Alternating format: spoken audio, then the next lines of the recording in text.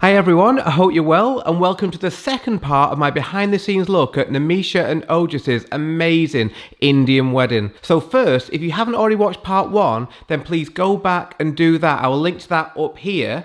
But if you have already seen that, then well, let's crack on with part 2.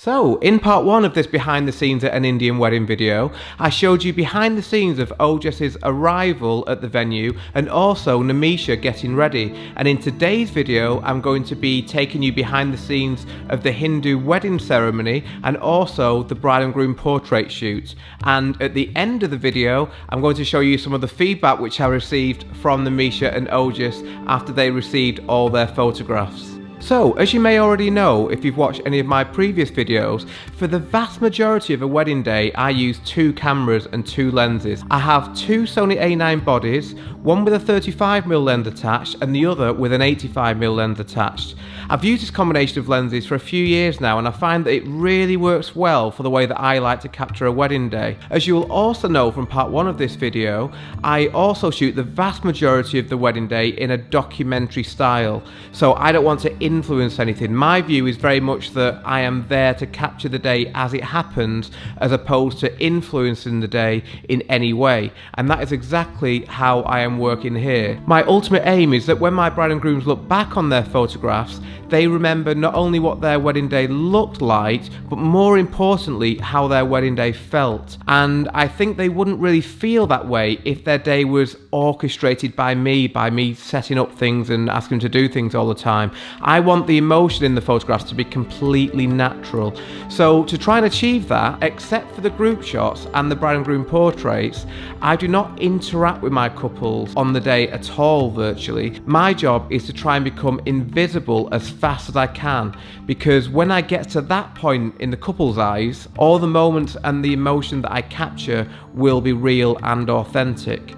Now, one of the biggest things you'll notice from this video is that I get quite close to the action.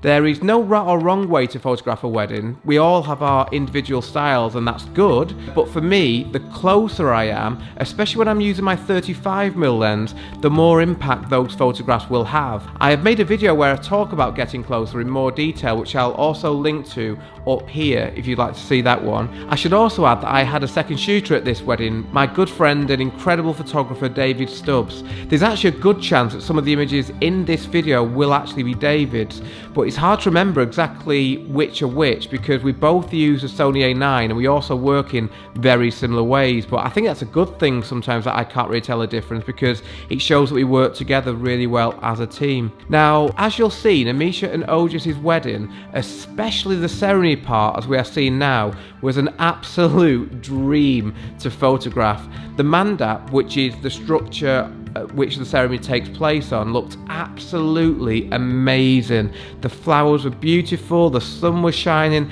and everything would just look so colourful and vibrant. For a wedding photographer, this is like top tier stuff. This really is as good as it gets.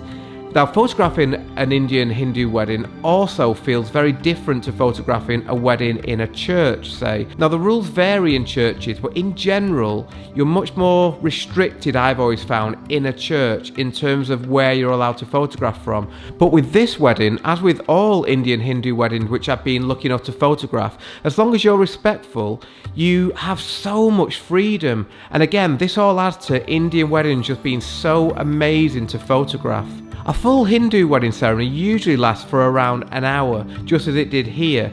The ceremony is full of traditions and, as you can see, often involves the parents too, which I just think is really lovely. Now, I don't really understand all the traditions, I don't really even pretend that I do, but I don't think that matters too much, as my philosophy is I'm trying to capture absolutely everything in the best way that I can. So that way, I figure, I won't really miss anything, and that's all we can do as photographers. And as with every wedding which I shoot, the most important thing is always capturing the emotion. As long as you capture the people, the emotion, and the feeling of the day, then you can't really go far wrong. That's what wedding photography is all about for me. Now, although I said earlier that I shoot the majority of the day on my 35mm and 85mm lenses, for some of these images I use my 16 to 35mm 2.8 instead of the 35mm prime.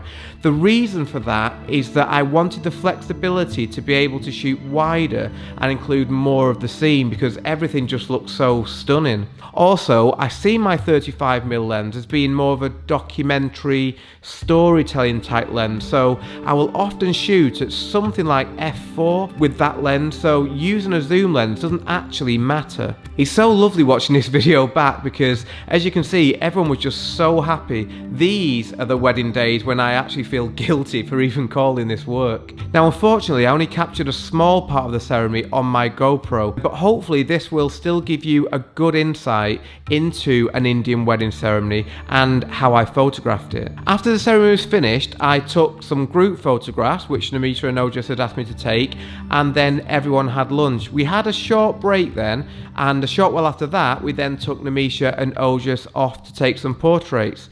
Now, with a more traditional UK wedding, I would only really have the bride and groom at this point in the day for around 15 minutes or so, but Nimisha and Aujas gave me the luxury of having much more time with them, so I could spend longer getting a variety of shots for them. These first images which you see were taken on my Sigma 135mm. Now, this is a lens which I never use for documentary images because, as I mentioned earlier, I prefer to be much closer for those documentary reportage type shots, but for portraits I think this is a really nice focal length. Now, as well as David and I photographing this wedding, you may also see my good friend John in this video. John was filming the day. He's an amazing videographer. Now, John and I have worked together many times and are good friends. In fact, I actually photographed John's own wedding a couple of years ago. But what I wanted to point out is that it's really important that both the photographer and the videographer get along well and work together well on the day. We're all working for the bride and groom, so it makes no sense for us not to work as a team as best we can. And for this portrait session, John and I took it in turns to set up our individual shots, but as we were working as a team, neither of us minds if the other one shoots what we're setting up, and John is brilliant to work with, so thank you, John. This first shot that you'll see now was taken in natural light,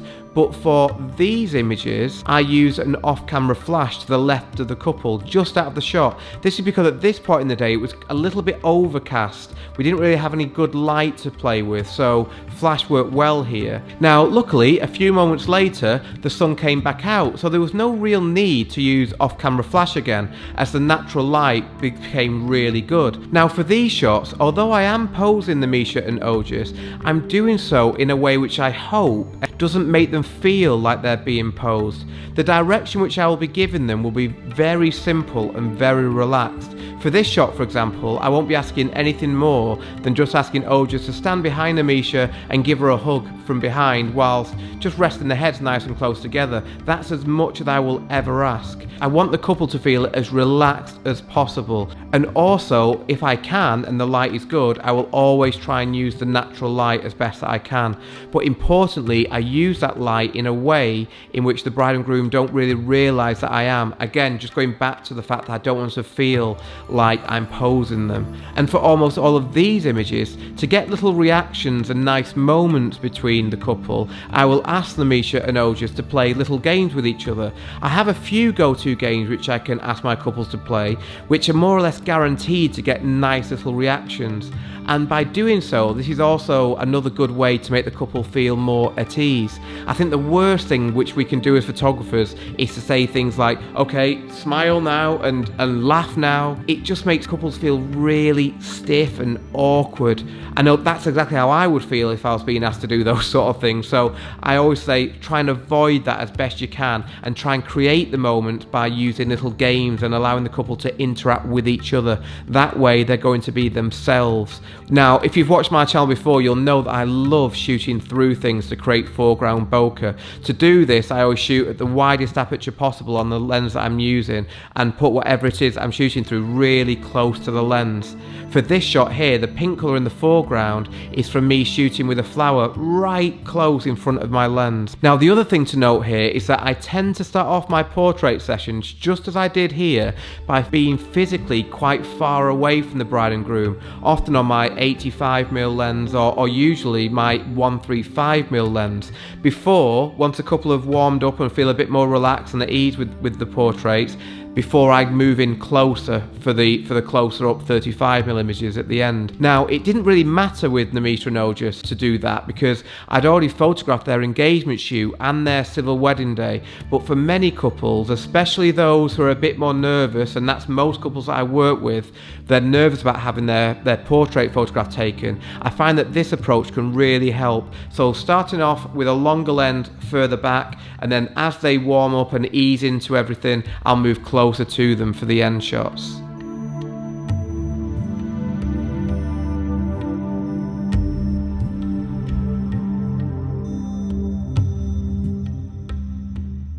Now, unfortunately, that's all the behind footage which I have from this amazing wedding day. Obviously, all my efforts were on photographing the day, and to be honest, I think I often forgot to turn the GoPro on. But hopefully it will still give you a good idea of what it is like to photograph an Indian wedding. I'm now going to show you a video testimonial which Nimisha and Aujas very kindly sent to me after they had viewed all their photographs. Now, I know I've said this in the first video, but honestly, I really can't thank Nimisha and Aujas enough, not only for their kind words, but also for inviting me to capture all their celebrations. You really could not find a nicer couple than these two. If I could photograph their wedding every week, I definitely would. So again, to Nimisha and Aujas, thank you both so much for asking me to be a part of your incredible wedding. I have absolutely loved working with you both. And to close the video, I'm going to pass over to you two. Hi Neil, so sorry it's taken so long for us to put this video together, but we wanted to make sure that we did it right. So in terms of just everything that you did last year for us for the wedding, we wanted to say a big thank you for all of the events you covered, from the engagement shoot to our civil wedding to the Sangeet to the Hindu wedding. And for me, some of my favourite things was just having, first of all, your personality and the person that you are. You can see from everything that we dealt with you, you're just so nice to your very core. You made us feel so comfortable on that engagement shoot at Formby, and you just felt like you went above and beyond. I know we got great weather and you really got some amazing shots, so that was such a great way to start our journey together with you. I have to agree with everything that just is saying about you. Honestly, from the minute we met you, you've always just made us so comfortable in front of the camera, and it was a pleasure to have you there for all the events, to the point where by the time we got to the fourth one, it almost felt like you were part of the wedding party, to be honest. And yeah, really enjoyed having you around, and then to see the photos that we got, we are so pleased with them. Yeah, I think we were on the honeymoon when we saw the photo slideshow of the Hindu wedding, and that was by far just absolutely amazing. That slideshow, I think when I got the email that had come through, we were both on the honeymoon and we were like, right, okay, got back to the hotel room, set up the iPad, and I think we rewatched it about 5 times. We did. Just and to be honest, in terms of our selection of photos now to get printed, they're all there in that. You know, that slideshow is amazing. But the volume of the photos, just everything you did on all the events, just felt like you went above and beyond, you know, from on the civil day to hang around a little bit longer as well. And you can tell your passion for photography is just amazing. And that is the difference. It's clearly not just a job to you, it's something that you are incredibly passionate about, and that really shows in the photos and in the way that you conducted yourself for all of our events. If there's any one supplier I have absolutely no regrets about, and I don't think supplier is really the right word, but any service that we had throughout the wedding. Yours is by far the best, Neil. You just made everything so personal, and we felt extra special being in your hands. Yeah. We wouldn't hesitate to recommend you to everyone and anyone. Yeah, especially given that our my spreadsheet to begin with had about 15 different photographers, and there's no doubt in my mind that we picked the best photographer for us. So thank you so much. Yeah, again, we can't thank you enough, Neil, honestly. We're really grateful for everything that you've done. And keep up the good work, and we'll keep following you on social media. So thanks a lot, Neil, and wishing you all the best, and hopefully seeing you again in the future for another event of ours. Yeah. Thank you. Thank you.